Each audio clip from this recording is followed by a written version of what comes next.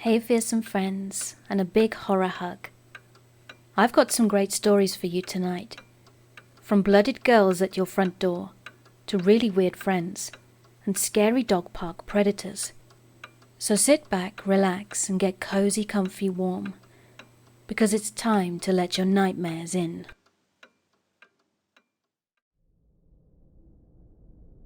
So one evening I was coming home from work, and I stopped at a pharmacy to pick up something.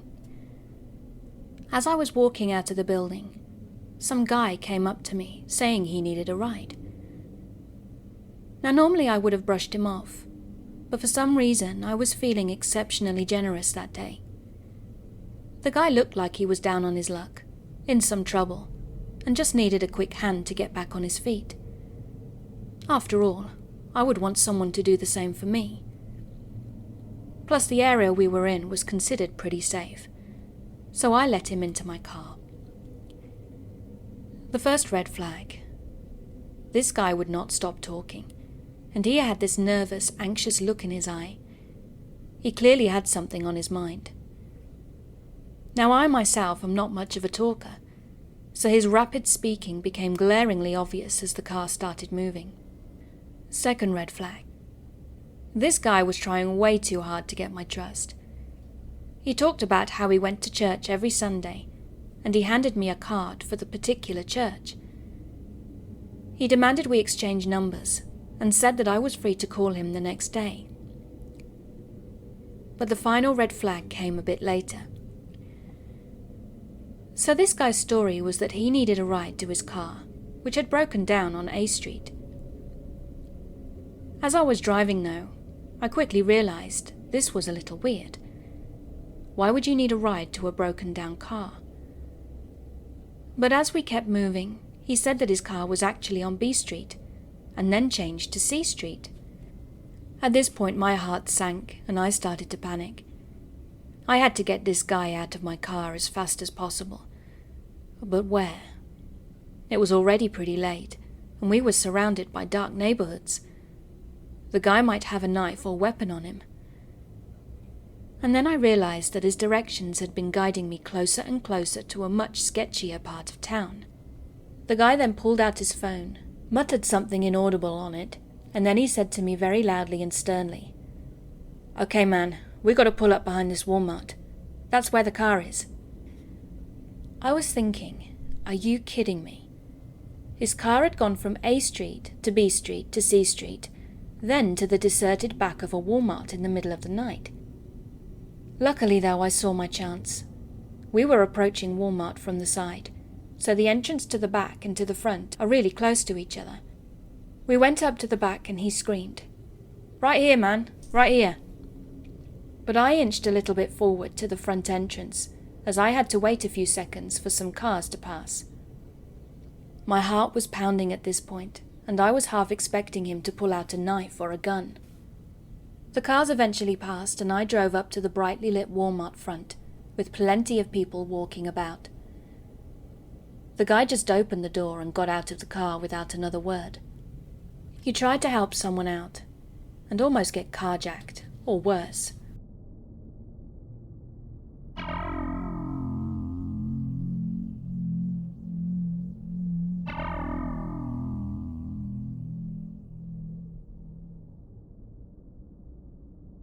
So I was around 10 or 11 years old, and my younger cousin, which I had lived with, was about 5. One day we were outside, waving goodbye to my dad as he left for work, when we noticed this dude walking down the sidewalk towards us with this foxtail charm on his purse. I guess that's what you would call it. He had brownish black hair and his sunglasses were propped up on the top of his head. We weren't on the sidewalk, or near it, and he was on the other side of the road. He waved at us, and out of politeness I smiled back as a hi. But then he started walking across the road towards us. He claimed to know my Auntie Carmen, and later I would know this was true. He was talking to us and asking how old we were and how we were doing, etc. I answered that I was doing fine, and stepped back a bit, hoping he'd get the hint and leave me and my cousin alone. I mean, I hated my cousin's guts, but like hell I was going to let her get kidnapped or worse. But he walked towards us again. He asked if he could take a video of us, saying how he loved our mum, to say how we loved our mum, even though it's my aunt, and to huddle together. This was odd, and an obvious red flag, but I didn't know what to do, and was nervous about what he might do if I didn't comply, so I agreed. Luckily my gran came out, as she'd noticed what was going on, and she actually knew this guy. He'd gone to high school with my uncle and aunt, and I guess this was when they were together, and found out they had a kid via Facebook or something. They stood there and talked about how he was getting into fashion and blah blah blah small talk. Then my gran asked why he was videotaping me and my cousin. He used the same excuse as he'd used with us. Then she told him to get off our lawn and to delete the video. I don't remember if she'd watched him delete it or not, but he did leave. However, he lived close by, so I was scared to ride my bike alone around the neighbourhood for a while. I wonder what he actually did with the video though, because like hell I believed he'd sent it to my aunt. I hope I never see that creep ever again.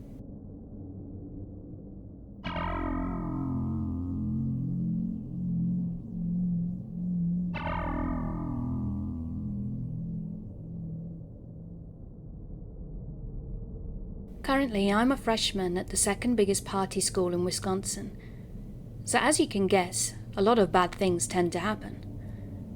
From alcohol-poisoned teens to fights and to someone doing crack. But anyway, I live in a dorm that usually had good parties. And because of COVID, I need to explain something before I go on. If you want to enter into a dorm, you need someone to let you in that already lives there, as because of COVID, your card only works in your own dorm.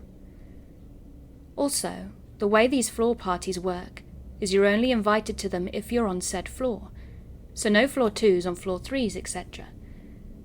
It's weird, but it makes sense.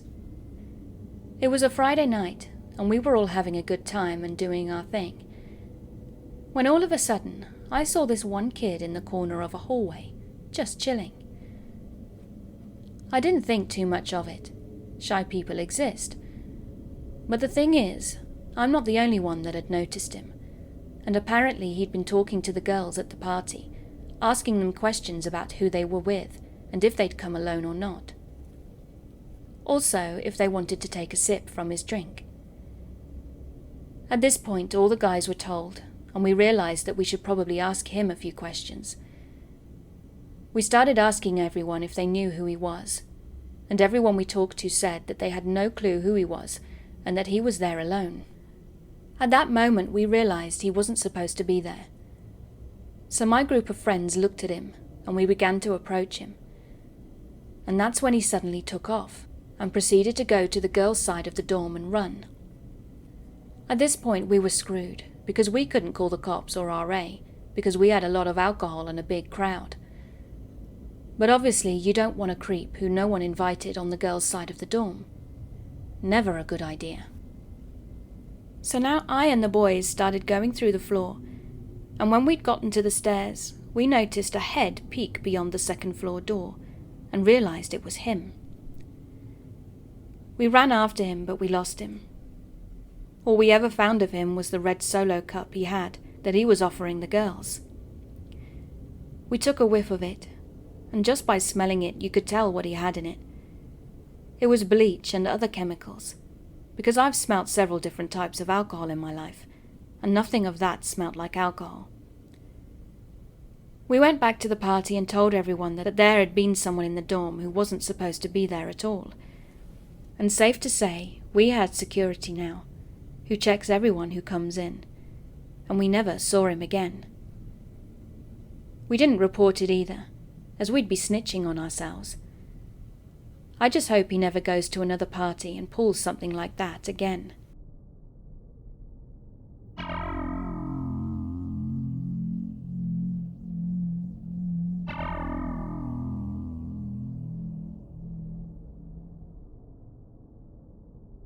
When COVID started, I was off work for about 2 months. Fortunately, I worked for a big company that paid us throughout, but I'm both the type that hates being cooped up and the type that loves money. So I took a temporary position at the nursing home where my mum worked. I got swabbed and all that, and once I was confirmed to be clean, I started the next day, as they were desperate for the help. My mum and I didn't used to see each other very often, but when the family would get together, she'd tell stories about the residents who would often misbehave. She'd give no names or anything like that, just the funny stories, and in the case of one guy, the scary stories. Now my mum didn't mention names, but she had mentioned that this particular creepy guy was considerably younger than the rest of the residents. I should clarify here that she mentioned this well before the idea of me working there had ever come up. Most residents were well into their twilight years, while this guy was in his mid-40s and in the nursing home because of a series of illnesses that had each caused brain damage. That said, he was still fairly lucid, just unable to properly take care of himself. Still, that didn't stop him from purposely soiling his pants, just so that he could have the nurses wipe his genitals, while he'd say things like, "You should give me a blowjob," or "Are you going to rub some cream on my balls?" He never did it to the male nurses. He'd just sit silently while they cleaned him up. But it didn't matter if it was a 60-year-old female or a 20-year-old. He'd be as vulgar as he could, though he did seem to prefer the younger ones. He'd also, on occasion, tried to grab at the nurses. It got to the point where they wouldn't allow certain nurses to go into his room alone. Cue my arrival at the home. I don't have a medical background, so my only real job was to run stuff back and forth for the doctors and nurses and to deliver food to the residents. One of which, of course, was the creepy dude. Let's call him Mark for the sake of simplicity. Now, as much as I hate to admit it, despite being an almost 30-year-old man, I'm probably what you'd call slender. I was about 5'11" at the time, and was around 120 pounds. I also had hair halfway down my back. This is important. I also had a beard down to the middle of my chest. This is also important. I delivered to Mark multiple times. He'd seen me face to face. I'd never had an issue with him. Like I said, he didn't give the dudes issues. Until the one day he approached me from behind while I was bringing snacks around to some of the residents. I was handing a snack to my absolute favourite resident, a sweet old lady who I'll call Wanda, 98 with a prosthetic leg and still full of life. And I heard a, "Hey sweetie, come over here." It barely registered in my mind, because there were a bunch of people around, and it's not uncommon to hear him pull that type of thing. Wanda and I kind of rolled our eyes at each other and waited for the vulgar bit. Then Wanda said, "Hey," and pointed behind me, and a second later I felt someone squeezing the back of my arm. Hard. I spun around, at which point he saw who I was, and he went paper white. Some of the real staff had seen it going on, and dragged him back to his room. I was told to go on my break, and Wanda and I had pudding together. Next time I saw him, he was still a dick, but didn't seem to hold a grudge. Not sure if he even still remembered it. Wanda and I continued to eat pudding and joke about the situation afterwards. It was our regular daily thing. Until I went back to my real job. I don't know what Mark's doing other than, as my mum, who still works there, says, still being an asshole. But Wanda's great-grandson is going to graduate soon, and she's really proud.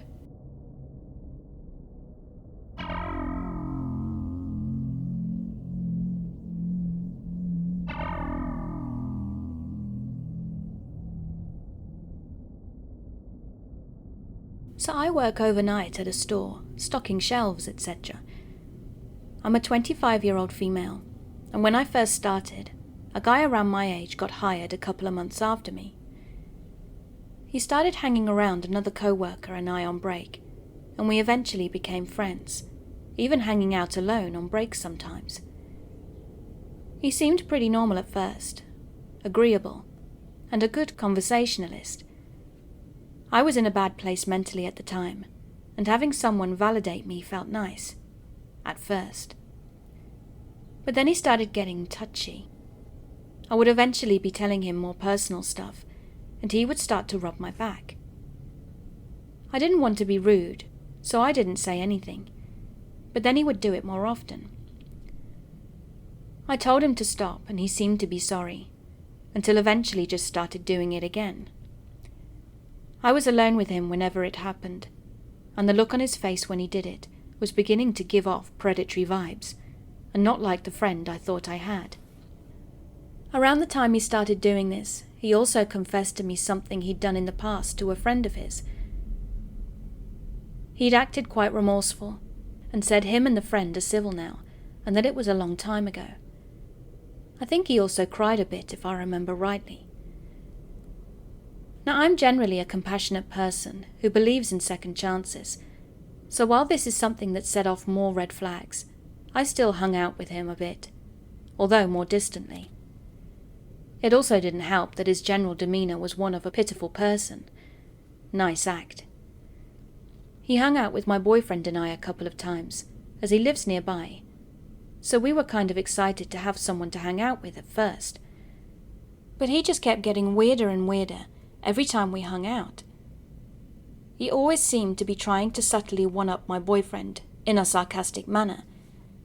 There was also a strange time when he did a deep belly laugh at an explicit sexual song playing on his car radio that my boyfriend and I just felt kind of uncomfortable about. He'd make a point not to drink that much around us when we were drinking, despite bragging about how much he could down. And he rubbed my back yet again at one point while I was drunk, when my boyfriend had left the room, trying to pass it off as him comforting me.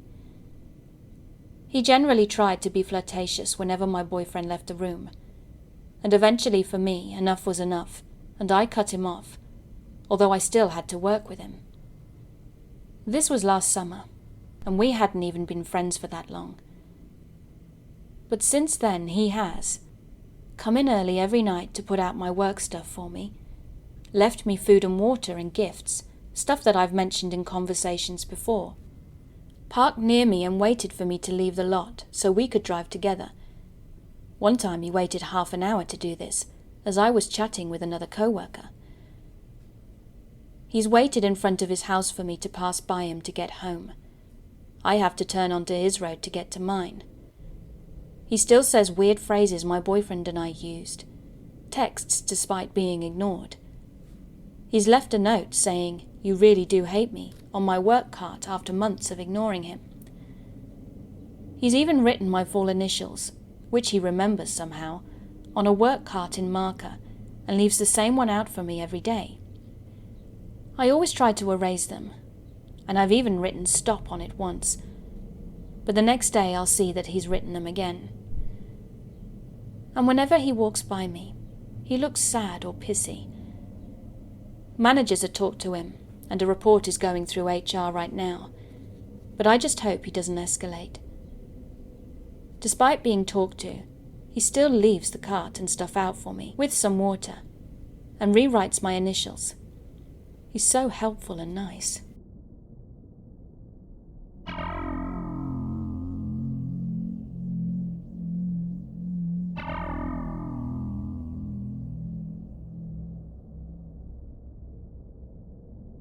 Okay, so this just happened not even 30 minutes ago, and I don't know what to think, but I'm still absolutely on edge as I type this. So I live in a nicer suburb, in a good-sized apartment complex, that for some reason has regular weird encounters. I've had plenty of creepy things happen to me in my time, but the one from tonight is the only one that spooked me enough to actually sit, write about it, and share it on here. A little background is necessary to help you see how off it was for me to be so afraid so fast. Now, I enjoy researching and learning about the darker sides of people, and I actually wanted to be a forensic psychologist or a profiler for the FBI. But neither of those panned out, though I am still very aware of people and odd behaviors because of it. I'm also very paranoid, and I'm always trying my best to make it as hard as possible for any would-be person looking to harm me to be able to do just that. So naturally my alarm bells work very well. Around 12:30 a.m. tonight, I was taking my dog out for a last potty before bed, and the buzzer that rings in my apartment to be let in was broken, of course. So we, my boyfriend and I, take our keys with us to come back in. But I was lazy and hadn't brought them, thinking I would just call him instead to buzz me in. As I walked down the stairs, I had literally said to myself, almost in a joking way, what if someone weird was outside and I don't have the keys and can't get inside in time if he runs at me? Yes, verbatim. Now chilling just outside of the main door, maybe 6 to 8 feet away, under a light, and I've lit a cigarette while my dog was going about his business. If you look behind me, it's very lit up, so it's pretty visible. And if you look in front of me, it's dark from some of the lights that haven't been fixed recently. There's one light that works, but it's a dull, almost orangey colour that doesn't help much. I was finishing my cig and looking towards the orange lights, which is off to the side a bit and away from another apartment building entrance next to me. Usually there's people walking around the complex at any time of day or night, which is totally normal here. But at that moment, I was totally alone, and it was silent. All of a sudden there was movement, and a person came out from behind a tree that is behind that orange light I'd mentioned earlier. The person was teetering left to right, and the hair on my neck stood straight. It was very jarring, as this person was not standing in a spot you would expect to see someone to be at 12:30 a.m. alone, with no dog, phone in hand, or a cigarette. It doesn't sound as creepy typed up as it was, but it is really about the person's placement and behaviour. It was like the person moved side to side, like the wacky waving inflatable tube man that you see at the crappy car dealerships, but with no flailing arms. He also wasn't standing at the building entrance at all. He was standing off to the side in the grass. But he also wasn't close enough to one of the ground floor apartments to be coming in or out of one. He was just all of a sudden there, alone, and didn't have anything with him or around him that would justify what he was doing. I was shocked that I was so terrified of this person's presence and odd stance so suddenly, as I've never felt anything like it before, and I'm not a person that gets spooked by much of anything. I was walking sideways to my main door, and the person simultaneously sidestepped and crouched behind a bush, and I couldn't see him anymore. At this point I was really alarmed, so I sprinted back to my building's main door and pushed the buzzer anyway, because sometimes it just works. But of course it didn't this time. And don't forget that I didn't have my keys to let myself in, and this person has hidden himself. I called my boyfriend though, and he luckily picked up immediately, as we do this main door thing often.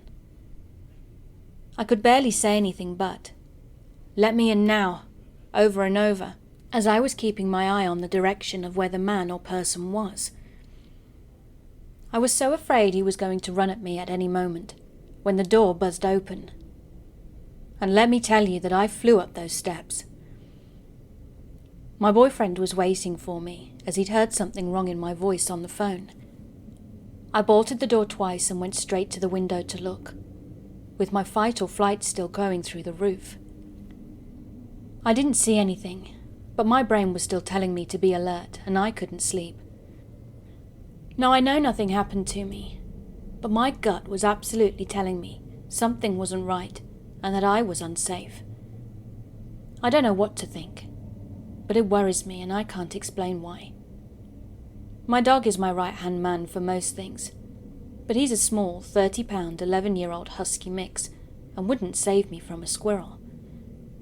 He was looking in the direction of the man in almost a pointing way and noticed my fear and went inside with me the moment the door was unlocked. He's awesome. Also, I don't think the man was drunk or high, as the complex is literally all families, and they are very close-knit and know each other.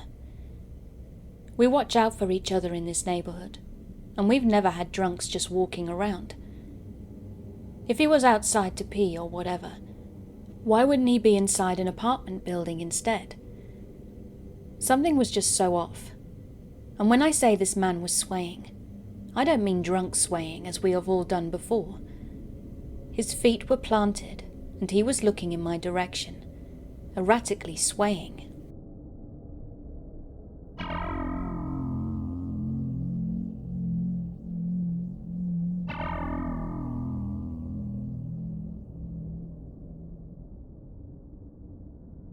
I work overnights at a hospital, and near the main entrance, there's a bus turnaround where the public buses pull in. There's another spot where hospital-run buses stop to pick up employees, but they don't stop near my apartment. So I take a city bus that stops within 3 blocks, or I walk. One morning I was waiting in the bus shelter that's part of the bus turnaround. I was sitting on one of the 2 benches. Each bench has room for 2 to 4 people, depending on the size of the people and how cozy they're okay with getting. There was no one else in the bus shelter, nor anyone that was exactly nearby. As I was putting my headphones in my ears, this guy walked into the bus shelter and sat right next to me. At first the guy was just staring at me. Then after a solid 30 seconds or so, he started trying to talk to me. Before he'd even opened his mouth, I was getting super sketchy vibes from him. He waited a moment or 2, tried to talk to me again, and then I saw movement in my peripheral vision before feeling some of my hair being brushed back. At this point I was freaking out. It was below freezing, and I think the temperatures were in the upper teens, lower 20s. But I moved out of the bus shelter, and while doing so pulled out my phone and was ordering an Uber. I decided that just to be on the safe side, I would move closer to the main entrance of the hospital so that I would be seen on the security cameras if anything were to happen. I messaged my Uber driver to let him know what was going on, in case I had to move. Then I saw how far away my driver was. About 10 minutes. I got a message back from my driver saying he'd be there as soon as he could, and he ended up being there in about 7 minutes. As he was pulling up, he unlocked the car doors and popped the front passenger door open. As soon as I closed the door, he locked them and asked if there was anything he could do to help me calm down. Luckily, he already had some mellow music quietly playing. That and the fact that I finally felt safe were honestly all I needed in that moment, which I told him in between thank yous. That was the most Knight in Shining Armour experience I've ever had. Thank goodness he got there before anything really dangerous happened, and that he was so chilled.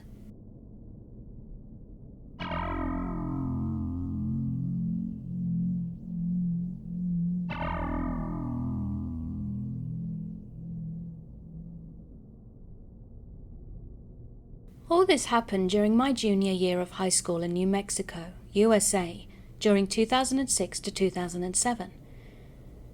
My older brother had graduated the previous year and was still living with us as I started my junior year. My mum had met a man at some point, I don't exactly remember when, and during the first few months of my junior year, she eloped with him. While she was eloping to her dream beach wedding in Texas, the man was Texan with a thick accent. This will be important later. My brother assaulted me. I was tinkering with a dead computer tower when he came downstairs to see this and started beating me. I got away and ran upstairs, with him trailing behind me. He pulled on and ripped my shirt while I was trying to get away, and somehow I did, and barricaded myself in my room. I called my boyfriend at the time, who lived 4 hours away, and he was immediately ready with guns and friends and on the road. I called my mum to tell her what had happened, and that I was leaving. I still had a few hours to wait though, and I was terrified. I started calling friends to see who I could hang out with until my boyfriend arrived, and I found a friend to help me for those few hours. I don't remember how I got out of the house, nor do I remember the rest of the night. This started a trend of me missing a lot of school and spending a lot of time with my boyfriend, avoiding my brother, and eventually my stepdad, who we'll call Jim. A lot of time between the assault from my brother and the next big event is really blurry. I don't remember a lot, and come to find out from my therapist later in life, this is because I apparently disassociate, and didn't even know it. It's an additional defense mechanism to fight, flight, or freeze. My brain is good at blocking out trauma. I don't remember much before the age of 13, and I've come to terms with not knowing why. Anyway, I digress. I do recall one piece of information, though. My mum spent weeks tracking down a shotgun that Jim sold out of desperation. It was a family heirloom or something. She tracked it down, bought it at a pawn shop, and gave it to him for a Christmas of 2006. He cried when he opened it. He also ended up putting it up against my mum's head, but I'm getting ahead of myself. Sometime in the spring semester, I was at my boyfriend's house, 4 hours away, when I got a call from my mum. She said she knows that I'm heading home soon, but to not come because she's staying at a hotel. She explained that Jim had assaulted her in front of his family, threw his phone at her head, which caused her to need stitches, and held the shotgun to her head too.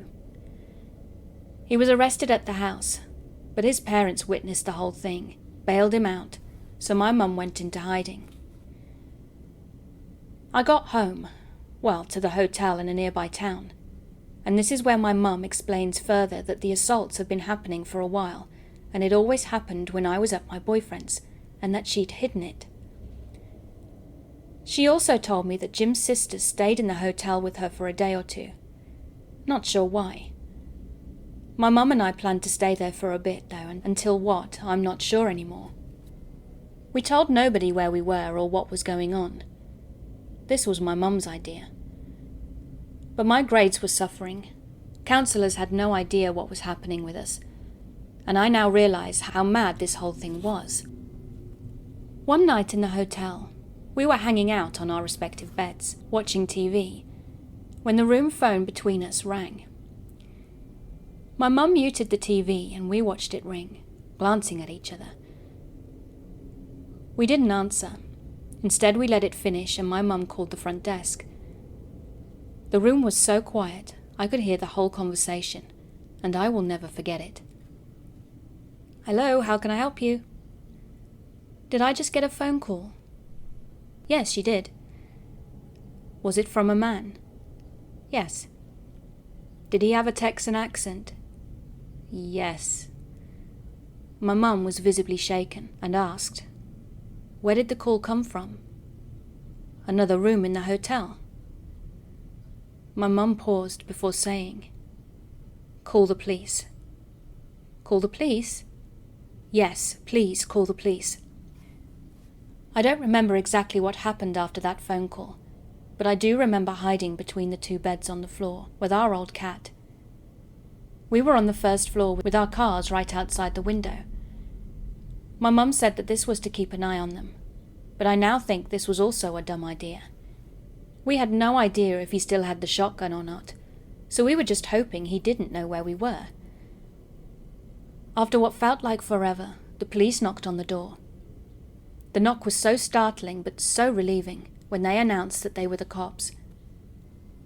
He was arrested at the hotel, and we proceeded to find out a lot of things. He was trying to find us. He hunted for us. The hotel had an internal balcony, so the second floor could look down and see the first. He was apparently just above us, and a room or two over. He was calling the front desk, complaining about our cat, with no valid complaint, to see what room that the front desk would go to. Apparently he was also texting my mum during the whole thing, from his parents' phone, since he'd broken his on my mum's head, and he was saying how dumb we were for leaving our cars outside. How he knew where we were, how he'd hunt us down and kill the mother lion and her cub, is demented to say the least. He even said some of this in voicemails that my mum never let me listen to. We left this hotel for another, further from home. We couldn't sleep, and at around 3 a.m. I left to go back to the safety of my boyfriend. Eventually I came back to my hometown, but still didn't go home. This time we were staying with a family friend. Legal things were starting, and I went with my mum at one point in case they needed my statement, but they didn't. While we were staying with this family friend, my paternal grandmother passed from a heart attack. My junior year was, to say the least, the most stressful time in my life. After a while, my mum went back to Jim. He assaulted her multiple times, and even tried to kill our cats. Eventually, though, she moved away from him, but was technically married to him from 2006 to 2014-15. And me? I'm happy. I have a regular therapist, a supportive partner, and his family who loves me unconditionally. The trauma that I live with is a daily battle, but I'm in such a great place now. I no longer have contact with my mother, and it's the best decision I've ever made. She later married another abusive man once her paperwork was done with Jim. I couldn't let her traumatize me further.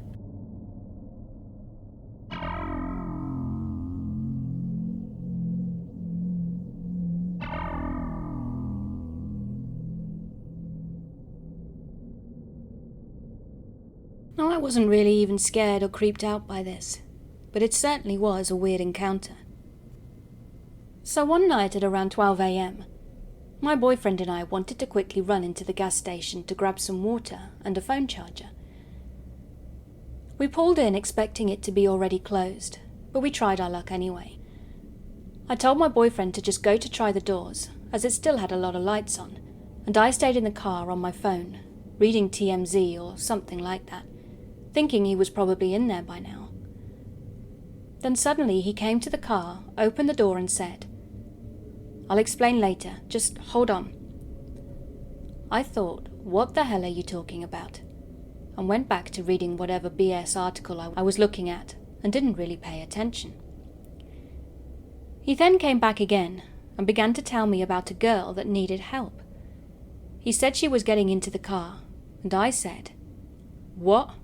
The hell she is. Get in the damn car." He told me she needed help and had asked him to go to the bathroom with her. I told him he had lost his ever-loving mind and told him to get into the car, now. But boyfriend, being who he is, said he'd be right back because he wanted to just make sure she was okay. She was obviously high on something, so boyfriend asked her if she was, to be sure, and she said she was full of Xanax. But the weirdest part was she was in a sweatshirt and a thong with no shoes. She had clothes in her back seat and a TV, and kept insisting that my boyfriend come to the bathroom with her at a closed gas station. Then my boyfriend looked down, and this girl had got literally an old-school businessman briefcase with her, but it was completely wrapped in duct tape.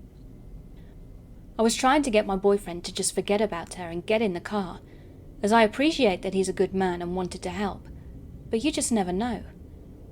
Plus we were in a bad area of town that we were 100% completely unfamiliar with. I now feel guilty thinking I'd missed an opportunity to help someone in danger, and it was sad. But something was totally off about that situation.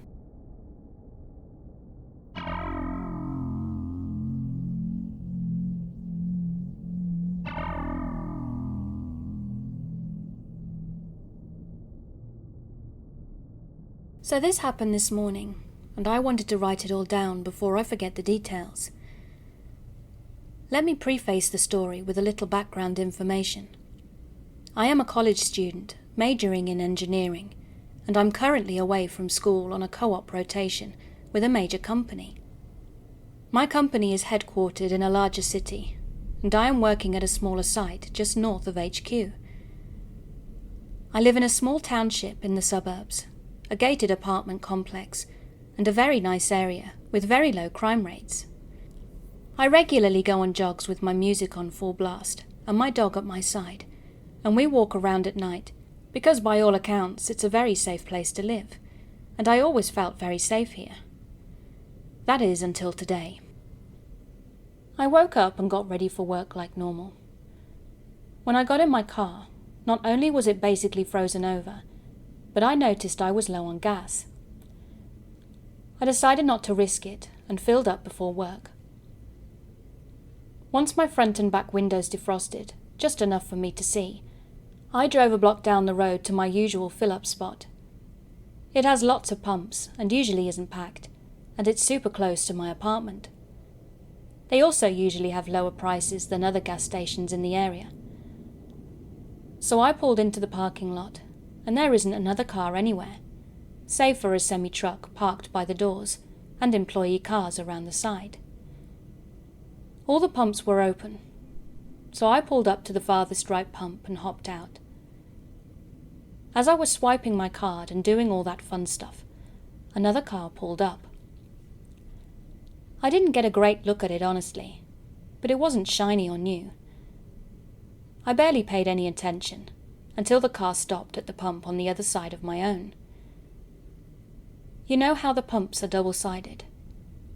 So of all the open pumps, this driver chose the one connected to the one I was currently using. Not exactly perfect pandemic manners. Still, I didn't think that much of it, at least not initially. I could hear the other drivers swiping their card and entering their PIN number. I was freezing cold and just trying to hurry. I turned around and put the nozzle in the car and stood there for a minute, foolishly deciding to keep my back turned. I didn't want to have any contact with that person, so I tried to pretend nobody was there. Once I'd filled up, I removed the nozzle and turned around, still keeping to myself and not lifting my eyes. I finished the transaction and got my receipt, and while it was printing, I looked up casually. I almost fell flat on the pavement when I saw a man peering around the corner of the pump, staring at me. You know how people sometimes describe creepy people as having an inhuman quality? Well, I never really understood that until today. The way this man looked at me sent a shiver down my spine. His eyes were cold and unyielding. He wasn't blinking or moving, but his gaze was growing even more intense. There was something animalistic in the way he stared at me. I felt like a deer being watched by a mountain lion. The hairs on the back of my neck stood, and my instinct screamed at me to run. And this all took place in the span of just a couple of seconds, but it felt like a lifetime. I quickly opened my car door, and when I did, he moved his head, tilting it to the side to peer into my car. I didn't consider it at the time, but he might have been looking to see if I was alone. I intentionally blocked the view of the inside of my car with my body and closed the door quickly, locking it immediately. I mentioned earlier that my car was nearly frozen over. Well, by now the front and back windows were entirely clear. The side windows, however, were almost still all icy. There was a single strip of clarity in the driver's side window, a result of me rolling the window down a few moments prior in an attempt to clear it off. As I hastily buckled my seatbelt, I ventured a glance to my left. The man was still there, still staring, but he had inched closer. I could see more of his body than before. He was tall, with dark hair and a well-built frame. He was certainly much larger than me. He seemed a few years older than me, and had it not been for those eyes, I might have said he was attractive. But those eyes, they were haunting. I decided to do the logical thing and get myself out of there as fast as possible. I didn't want to chance him being able to follow me. Though my work has great security, I didn't want him knowing where I worked. I don't know if this man was just a creep, or something much darker, but I don't want to find out, ever.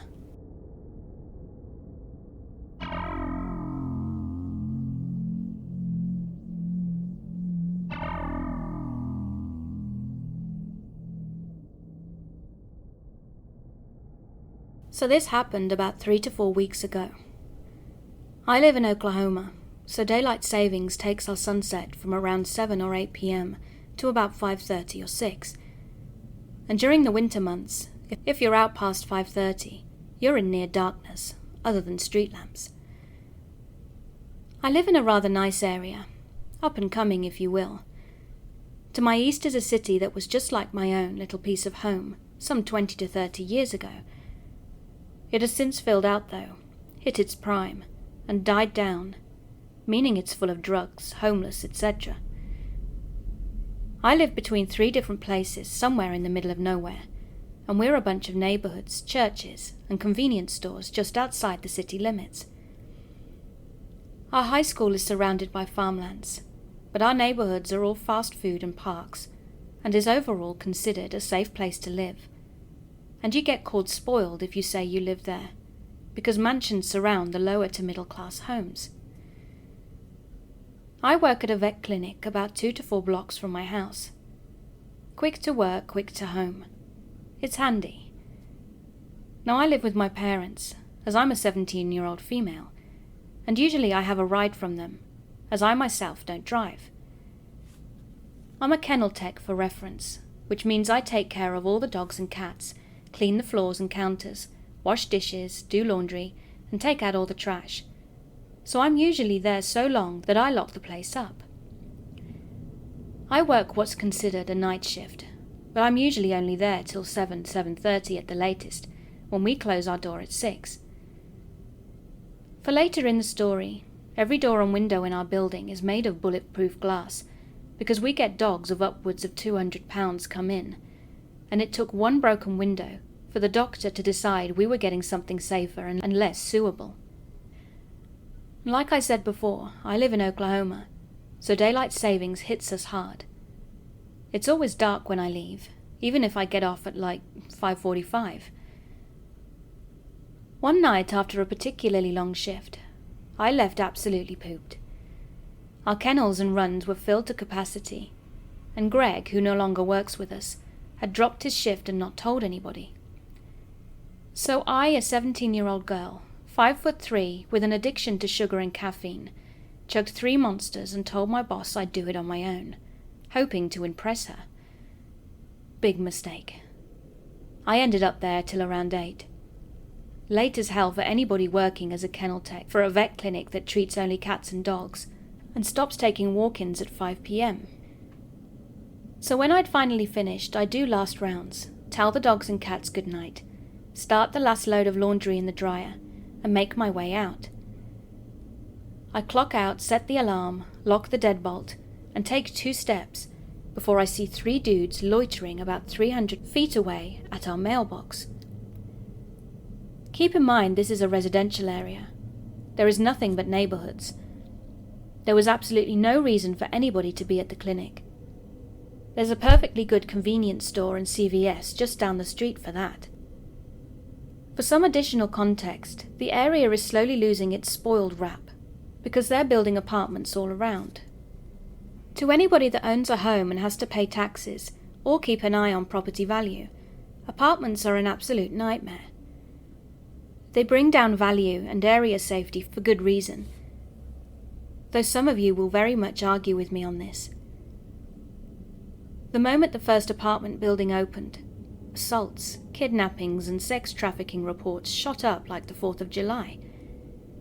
10 times the girls running away, 10 times the neighbourhood break-ins, 10 times the assaults, etc. My mother and I got away from an abusive dad when I was 12 years old, having lived in the slums of this area before she married. So having that fear of your neighbourhood not being safe was something that we were sad to have to see again. Now, back to the story. I walked out, and there were 3 grown-ass men loitering at our mailbox. I just shut the door, had to body slam it shut, and thunk the deadbolt into place. All of this is very loud, and by the time I've turned around, they've seen me. I locked eyes with one of them for a solid 30 seconds. He was tall, broad-shouldered, and his hood was high enough that I couldn't see his face. Immediate red flags shoot through my entire body, and my heart skips. I do what I've always been told to, and simply try to walk around them, giving them a wide berth. I took a solid 8 steps and heard feet smacking on the ground. The first step I heard is all it took for me to turn on my heel and book it for the door.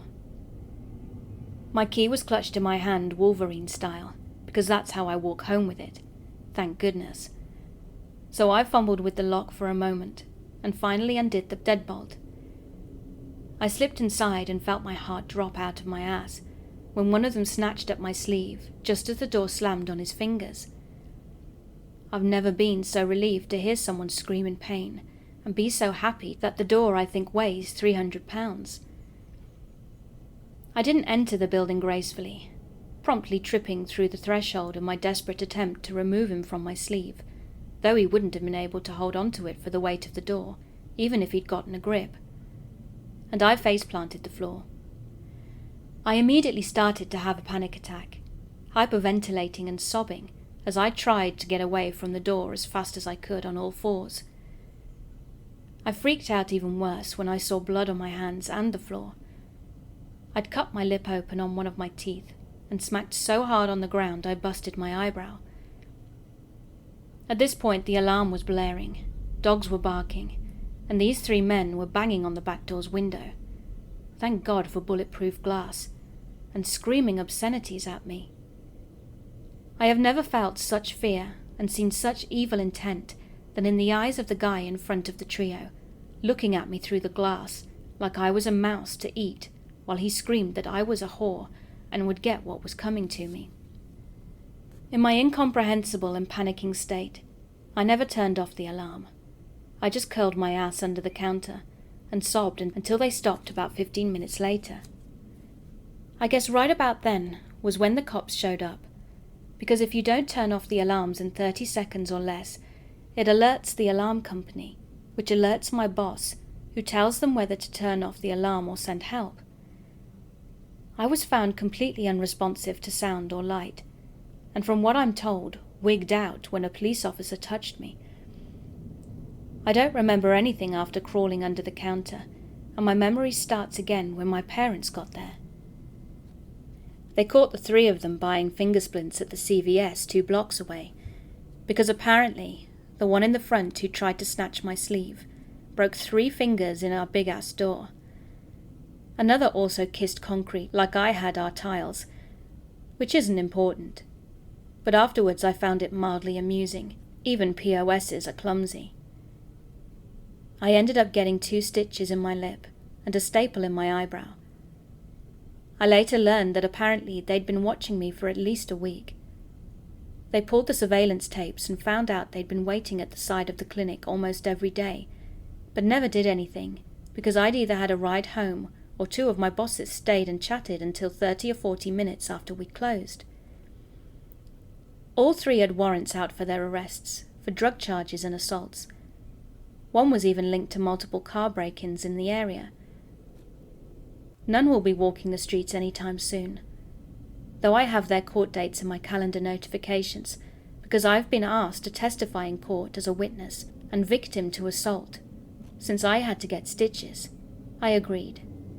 But long story short, don't walk home alone. Get a ride if you're able.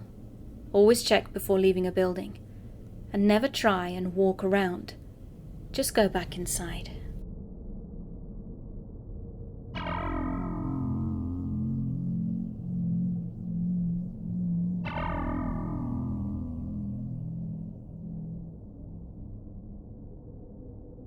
In 2012, I went to EDC, music festival, with my cousin, her boyfriend and her boyfriend's friend. I had never been before, and I believe this was the first year it was going to be in Vegas, and not in LA like it normally was. It was a Saturday night when this creepy encounter happened. As soon as we'd arrived, my cousin and her boyfriend were fighting, and so she was in a bad mood and was taking her anger out on me. I just wanted to have fun and relax, but she made it hard because she was having a bad time. Then her and I started fighting because I tried to make her feel better, but she wasn't having it. I then happened to run into an old high school friend and decided to hang out with him and his friends, just because I'd paid so much money to be there and wanted to have a good time. My cousin was okay with it because she wanted to continue to argue with her boyfriend anyway. So I hung out with his friends and him for a while, but I realized quickly that they were all on drugs and acting really weirdly. I now felt super uncomfortable because I was sober and the guy friends started to make moves on me. I realized I'd made a big mistake by leaving my cousin and decided I should go find her. If you've ever been to that racetrack where EDC is held, there is almost no phone signal. Somehow, though, I thankfully managed to meet back up with my cousin. She was in a good mood finally, and not fighting with her boyfriend anymore. But by now I was just tired and not having a good time. I just wanted to go and wait in the truck and wait for the night to be over with. So my cousin gave me her boyfriend's keys and told me that it was fine to go and wait. I'd regretted coming to the festival at all at this point. I had a boyfriend and was hoping to get signal in the car and call him. But when I went into the parking lot, I realized how big it was and how hard it was going to be to find the truck. I started wandering around, pressing the alarm to find where the truck was, but I wasn't driving and hadn't paid any attention to where we'd parked and realized what a big mistake it was. I had no signal either to call or stay on the phone with someone to keep me company. I must have been walking around the racetrack parking lot for 30 minutes when a guy from behind me said, "Hey." He'd taken me by surprise because I thought I was the only person in the parking lot. There wasn't even any security.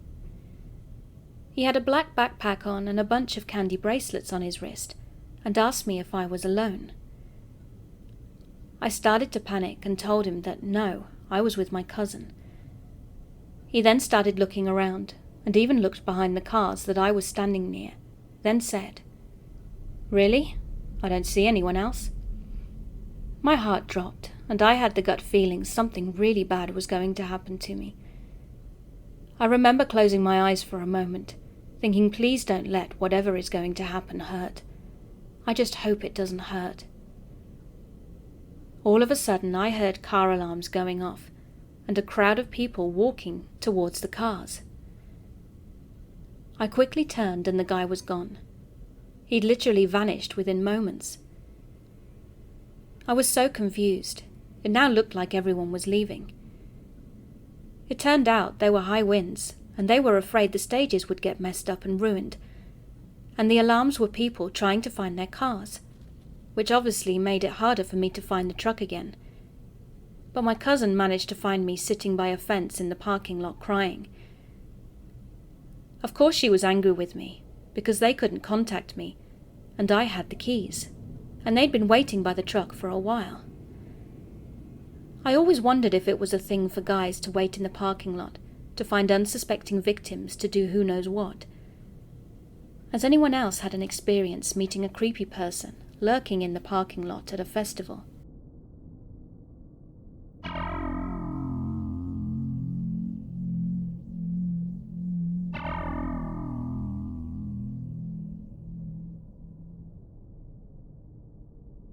This story happened before lockdown, so it was quite a while ago. But it made me paranoid for months afterwards, and really opened my eyes to the surprisingly subtle tactics some of these creeps will use, even going so far as to pretend to be gay to put women at ease, as I suspect this man did. In my city, there is a local dog park that is one of, if not the only park that will let you take your dogs off lead, and is specifically for dogs and their owners. It's a short walk from my house. It has plenty of local dog courses, some free, some paid, and so on. So I had gotten a standard poodle puppy earlier that year, and had been attending a variety of these classes and visiting the park for a while. So I had gotten to know, or at least recognized most of the regulars and their dogs. I had also experienced a few creeps, but none really stood out or terrified me like this one man did.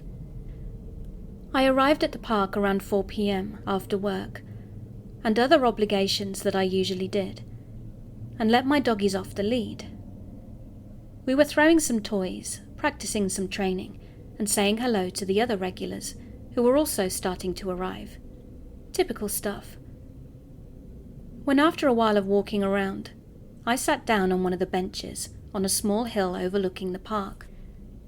My doggies came to sit with me and get some water, and as I was giving them a drink, I noticed a man approaching us. He wasn't trying to sneak up on me or anything, and when he saw I had noticed him, he smiled and waved, greeting me from a distance, before he came up the hill. He seemed friendly enough, and I thought he was just walking by, as plenty of people cut through the park to the gate at the top to avoid taking the longer route around the block. One of my dogs, a collie named Belle, immediately started growling and barking at him. But I dismissed this and shushed her, because she's a rescue who was treated terribly by her last owners, and this was usually how she reacted to anyone she didn't know. But rather than go quiet at my command like she usually does, she transferred to a low growl. The man eventually came up to where I was sitting, but rather than continued past, he stopped and started to talk to me. It was then when I noticed that he spoke in a way typically associated with gay men. His gestures also implied this, and maybe it was me being biased, but this put me a little at ease and made me less suspicious. He was also dressed a little strangely, I remember. It was a humid, slightly windy day, but he was wearing jeans, a peaked 1920s cap, a large trench coat with what looked like layers underneath, and a colourful scarf. He looked professional and well put together, with an expensive watch and shoes to boot. At least I assumed they were expensive from what I could see. He greeted me politely and complimented my dogs, and I returned niceties, still wondering what he may have wanted. He then said that he'd seen a dog by the entrance of the park, hadn't seen its owner anywhere, and was concerned. This immediately got more of my attention, and I asked what kind of dog it was, although I wasn't especially concerned, as it is an off-lead dog park after all. Maybe it had just wandered a little way off, and its owner was sitting on a bench or chatting to someone. The man explained it was a Maltese poodle, and he had hung around a bit, but hadn't seen anyone tend to it. At that point, an older lady, who was walking behind us with her dogs, overheard and came over to ask about it. He explained what he had seen to her as well, and whilst they were talking, I got up and left, partly to check on the unattended dog, but also to give my dog Belle some respite, as she hadn't stopped growling and was getting more agitated with the little group forming. Her and my poodle pup followed after me happily, as I made my way, not bothering to look back, and went down to where the man said he had seen the dog. I saw it, and immediately relaxed. I recognized it, and knew the owner of it wouldn't be far. And sure enough, when I glanced around, I spotted him climbing up steps from the little parking lot. He had a golf bag with him, which was mainly why he stood out, enough for me to recognize him. He would usually let his dog out to run, while he got his stuff, and then he would whack a few balls, which his little white dog would speed off to retrieve. It was honestly adorable. I then noticed the trenchcoat man appearing, and the woman he had been chatting to. They went over and chatted to the golf bag guy, who seemed to confirm to them that the dog was his. Trenchcoat guy glanced around, and when he noticed me, he immediately came over and told me the Maltese belonged to that man. I said I know, and explained a bit about him. I figured that would be the end of our interaction, as I turned and went off to watch my pup, now playing with some other dogs, while Belle watched quietly a little way off from me. But no. This guy followed, falling into a stride next to me and introducing himself. I responded politely but kept walking. He continued beside me now, suddenly chatting about how he was visiting from the Berg, which made sense why I had not seen him before. He was talking about his family and was gushing unprompted information at me. But I just assumed he was being friendly or was an open person. But honestly, something about him just didn't sit right with me, although I had no idea what. No reason to be suspicious, and I tried to be polite, which is why I didn't just tell him to F off, hoping he would put it together by my unenthused response. He then started asking me questions. How long I had lived in the area, or was I just visiting? Did I come to this park often? Was my family also in the area? I asked them all vaguely, Just because he was coughing up his life story didn't mean I had to. My vague answers made him back off a bit, and he began gushing about himself again, telling me how his family were renting a house nearby, and going so far as to give me the actual address before asking me, "Where do you live?" Now, I'm not stupid enough to give my address out to random strangers, so I just said I lived in the area and had been there for a while. His response was silence, and when I looked at him, he was just staring at me. He gave me the creeps. However, my gut started to twist a bit when he began again, more about himself, followed by more probing questions about my life and details about where I lived. He was so casual and smooth about it. I was really questioning myself for having such paranoid feelings, but I definitely felt uncomfortable and made an excuse of needing to check on my dogs to literally run away. And it worked for about 3 minutes, until I was straightened up from petting my puppy and calling Belle over. I turned to see him right next to me again, that friendly, disarming smile on his face. He complimented me on my dog and said he was sorry to bug me again. He said he hadn't seen a poodle before and asked if he could pet my fluffy little pup. I was hesitant, but he was so smooth, seemingly kind and polite. I couldn't think of an excuse and just said yes. He bent down to pet him and started asking me questions about him whilst littering in some compliments. It was disarming and made me feel a little bad. Maybe he wasn't the creep I thought, and I was being paranoid. I relaxed a little and answered some of his questions, but then a comment of his made my gut twist all over again. He said he would love to bring his dog here too, and I blinked. Why wasn't his dog here now? In fact, who goes to a dog park without their dog? My brain tried to justify it, but I froze a little as a wave of unprompted unease washed over me. I called Belle again as the man stood from petting my pup, and I scooped him up and took out Belle's lead. She came over, but when she noticed the man beside me, she lowered her head and hunched up her body and began to growl again lowly, as she did a half circle around us and to the left of me. I agreed with her at that point. This guy put up a perfect front, but something about him was off, and my gut was telling me to leave. I walked up to her, hooked her up, and told him I was leaving and promptly strode off. I felt much better, but as I was walking away, Belle was acting funny and twisting around. I refused to look back though, and assured her verbally and powered forward until I got to the stairs. Belle suddenly began growling again, and it felt like a cold, hard ball had dropped into my gut when Trenchcoat Guy fell in step beside me, going down the stairs. He didn't say a word this time, and my brain tried to justify it again as him just happening to leave at the same time as me. But at the same time, my instinct screamed at me to get as far as I could from this man, ASAP. Whatever part of my brain had tried to justify the man leaving with me went dead quiet when Trenchcoat Man proceeded to follow me through the parking lot to my car.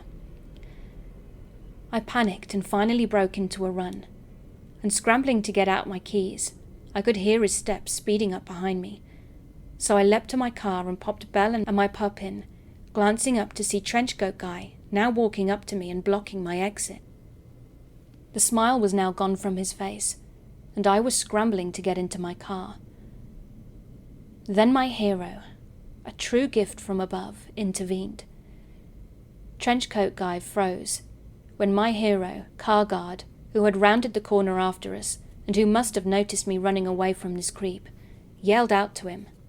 He jogged up to us and put himself between myself and Trenchcoat Guy, who backed up and had donned that smile again.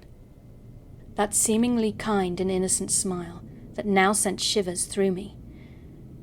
I wasted no time in leaping into the seat of my car, still in full panic mode, and sped out of there whilst Trenchcoat Guy and the car guard seemed to be arguing. I wasn't going to stick around, and I practically left flaming tire tracks as I sped off and home. the cold ball in my stomach growing heavier and heavier as I went over my interactions with the guy.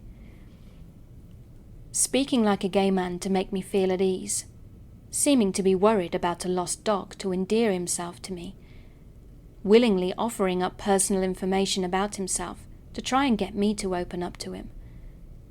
The probing questions, his overly friendly and smooth demeanour, his strange clothes, my precious bells continued unease around the man, using my politeness to continue to stick around me, and finally my gut instinct telling me something was off, almost from the start.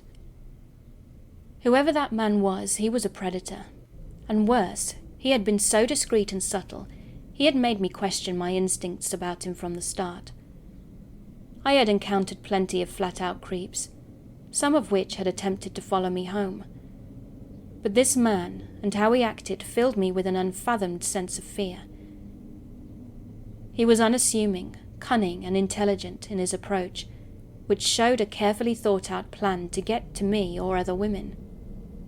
This made that man by far the most terrifying creep I have ever encountered, and it was months before I felt comfortable enough to go back to the park, now armed with a taser and pepper spray. The only upside in all this, the car guard who had intervened, was there when I went back and approached me. I thanked him repeatedly, and he took my hand and said if I ever felt unsafe, that he would have my back, and I was to come to him or his colleagues if anything like that happened again. I would be lying if I said I hadn't cried a little. That man saved me, and he was alert enough to notice my distress, and helped me feel more secure going back to the park that I loved, that was almost entirely ruined by Trenchcoat Guy.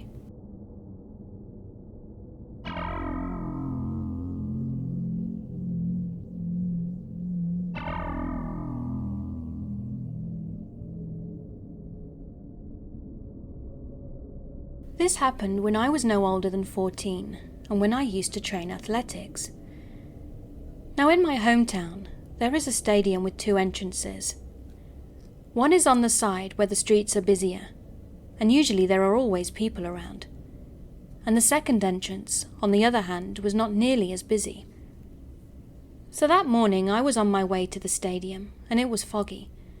My town is usually foggy in the morning, during the cooler months, and it was around 7:15 a.m. I arrived at the stadium, but found the first entrance to be locked. So as luck would have it, I had to go the other way, or skip over the high fence to get to the other one. It wasn't a long walk, maybe 2 to 3 minutes. And to try and help you to visualize the space, there is a parking lot on one side of the street, so there are usually cars lined right next to a pedestrian area. As I was walking in front of the cars, I saw a man walking towards me.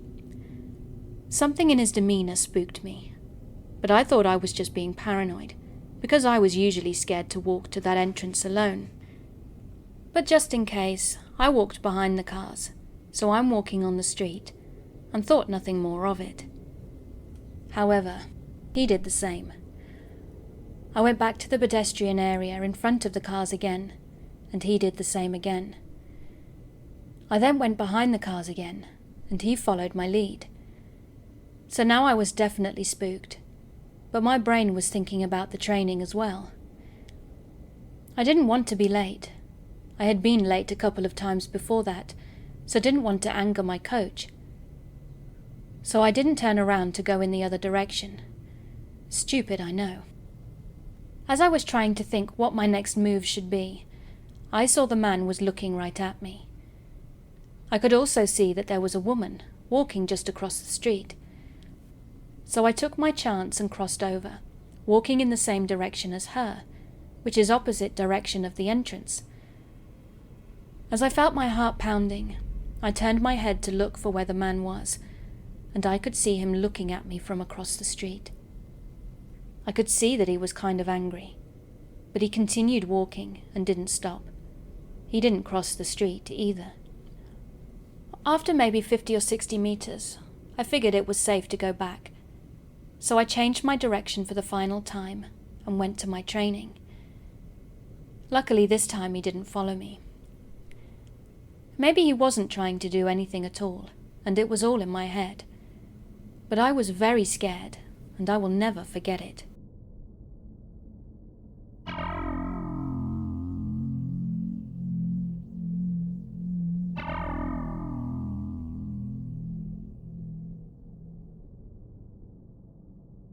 Me, a 16-year-old male called B, and my 19-year-old girlfriend called K, decided to one day hang out with my 18-year-old male friend, J. Now, I haven't hung out with this kid in a while, so I was pretty excited to catch up. J is a bit awkward, so I expected there to be some tension at first, which there was. Once he'd arrived at my house, we started talking about where to eat. We settled on a Chinese buffet at this crappy Chinese place that we knew, but the buffet food is usually fine. So that's what me and my girlfriend ate. Jay, though, had decided to eat sushi, which we found out was a bad idea.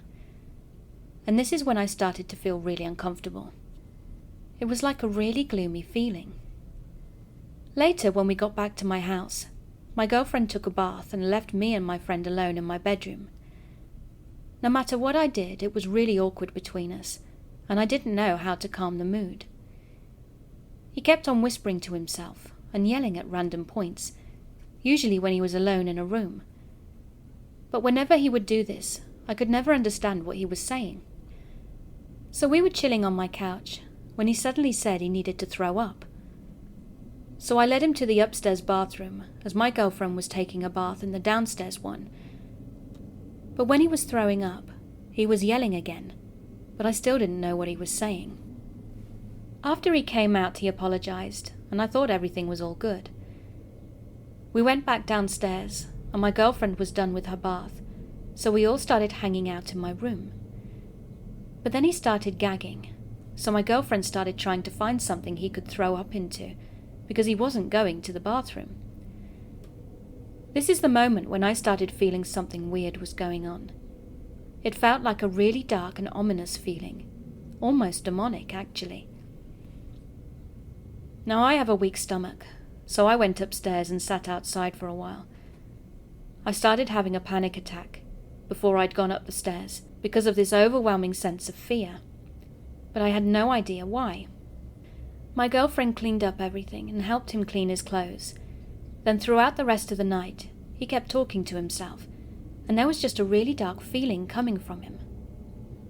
Now, I used to hang out with him before COVID hit, as we were weightlifting partners, and we were always pretty chilled in each other's company. But the moment I first saw him that day, something just felt off. He'd gained quite a bit of weight, and he kept talking about he had admitted something pretty bad in therapy, but he wouldn't tell us what it was. He didn't even seem like the same person as before. He had some of the same little quirks about him, but he just seemed different somehow. I don't know why I felt so scared, but I know that just something wasn't right. I can't quite explain what I saw in him that night, but I know that something was off. Has anybody had a similar experience, or has any information they may be able to give me about what happened?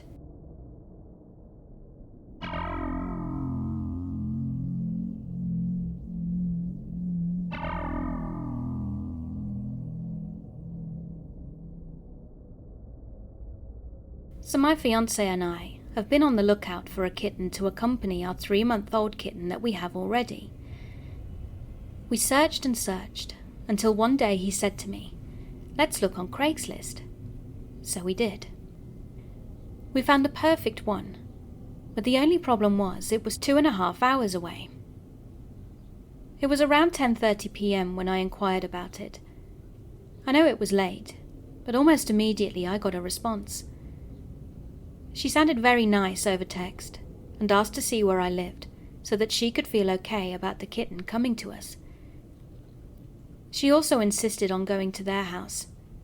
I know, I should have just dropped it, but at the same time I thought nothing of it. So I sent them a video and we set up a time for the next day to meet.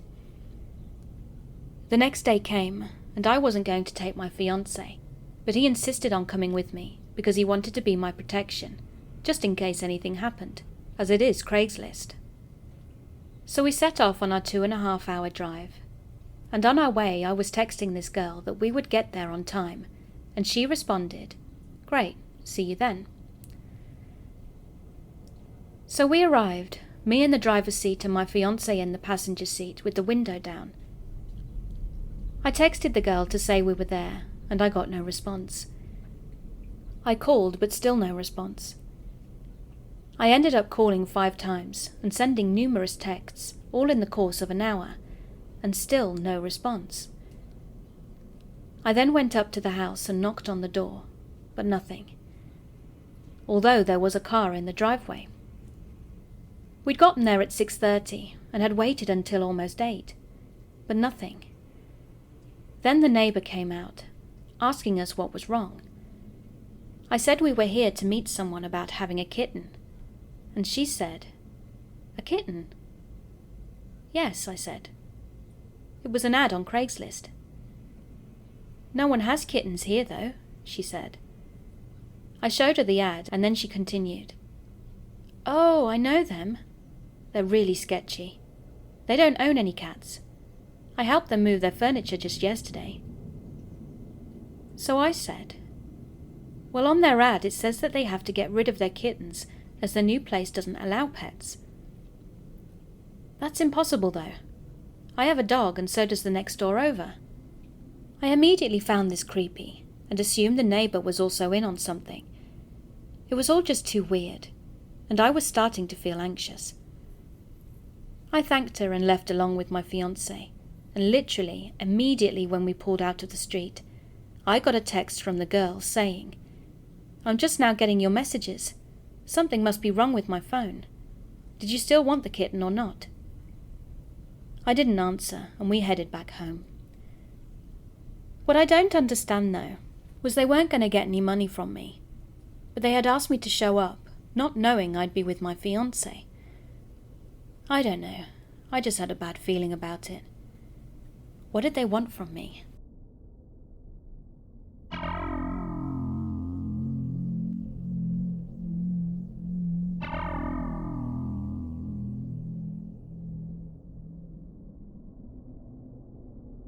When I was about 10, I'm 25 now, I was downstairs late at night watching TV with my mum and sisters.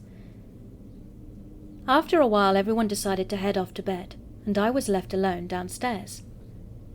I just started drifting off, when all of a sudden someone started banging loudly on our front door. I was so scared I just sat there frozen, staring at the door like my life depended on it. My dog was lying right next to me, and also was just staring. He didn't bark or move an inch, which was odd because he always barked at the door. The banging was going on for what seemed like a solid 5 minutes, but in reality was probably only 1. I looked at my dog, and I think because I'd finally moved, my dog snapped out of his trance, looked at me for a split second, jumped up and ran towards the door. He still didn't bark, but instead started turning his head like he was confused. I finally got the courage to get up and open the blinds to see what was going on, and this young woman, maybe around 20 to 25, was standing there, holding her left breast in her hand. It was still attached to her, but she had pretty large breasts and was holding it, trying to keep them up from sagging. She had blonde hair, white skin, and was covered in blood. Her shirt was ripped and her hair was a mess. I remember thinking that she may have been beaten up or was in a car crash, but either way I immediately went to go open the door.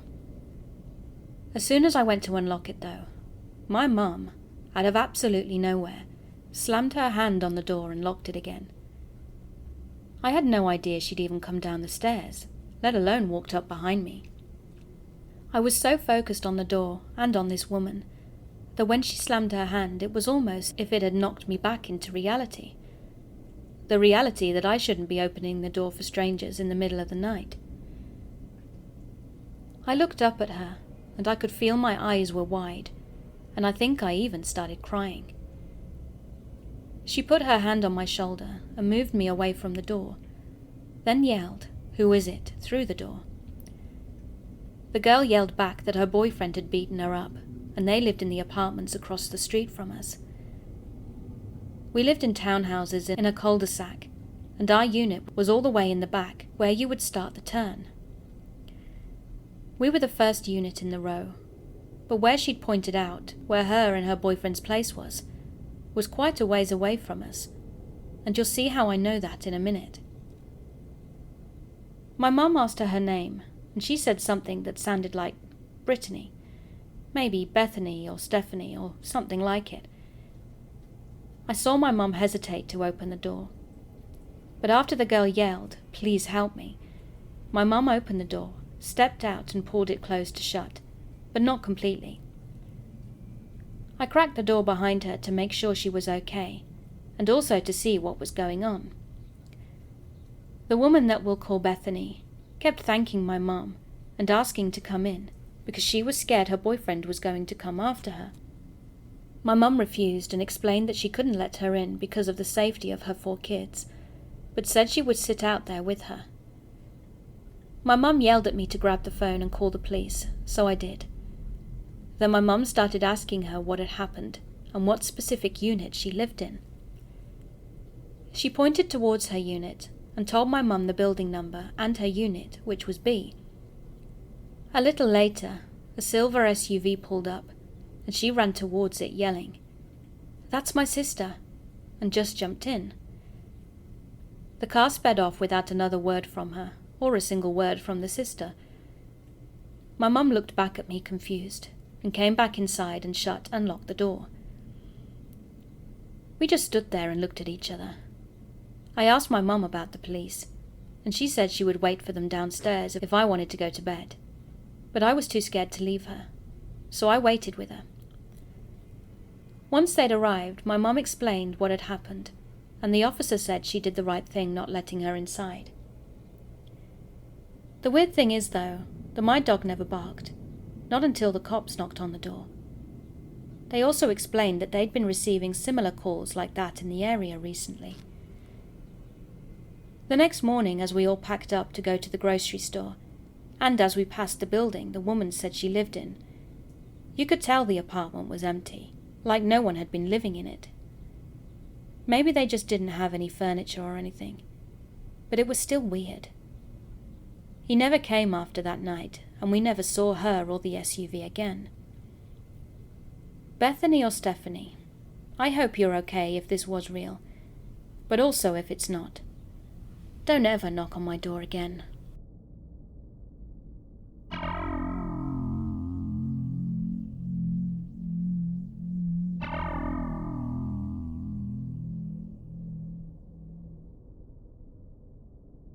So I had a very bizarre stalkerish experience with a classmate several years ago in college. One day we were put into groups for a project, and thinking nothing of it, we all exchanged numbers with each other. In the following weeks, I started to get very bad vibes from one of the group members.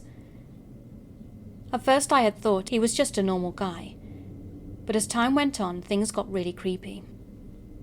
We'd text like normal classmates or group mates. We texted casually and made small talk outside of the group project. He added me to Facebook and I accepted his request. But fast forward, when I started to notice how the guy constantly stared at me from across the room with this very thirsty look on his face, and would make remarks about how I was so pretty. The professor would be lecturing, and I'd look over my shoulder to see him staring at me with a disgusting look of desperation on his face. Also, the guy had bright blue eyes and looked like he barely slept, so that combo made him look even creepier, especially when I'd caught him staring at me like that. I started keeping my responses to him dry and only reached out to my other classmates regarding the project. This behavior continued for the duration of the class.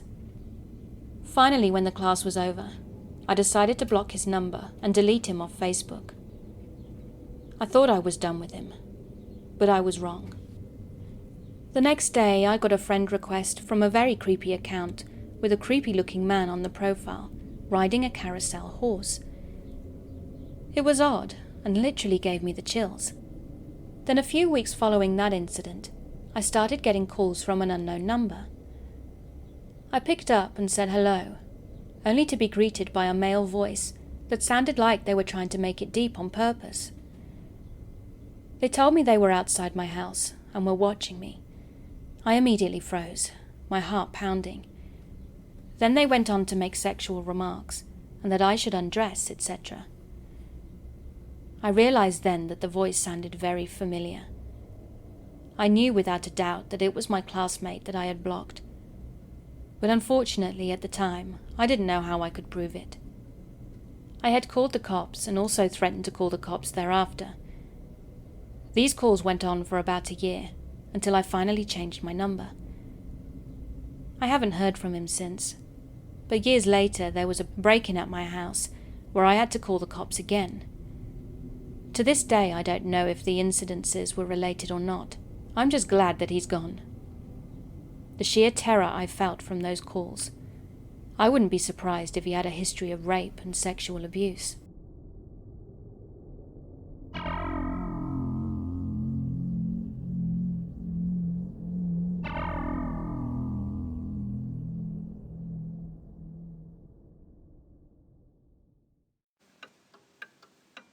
Hey, thanks for listening. I hope you enjoyed my video. And if you did, could you please give me virtual hugs by subscribing and clicking that notifications button. I also have a Patreon page and YouTube channel membership if you'd like to support me further. Thank you again for being here. Keep being creepy.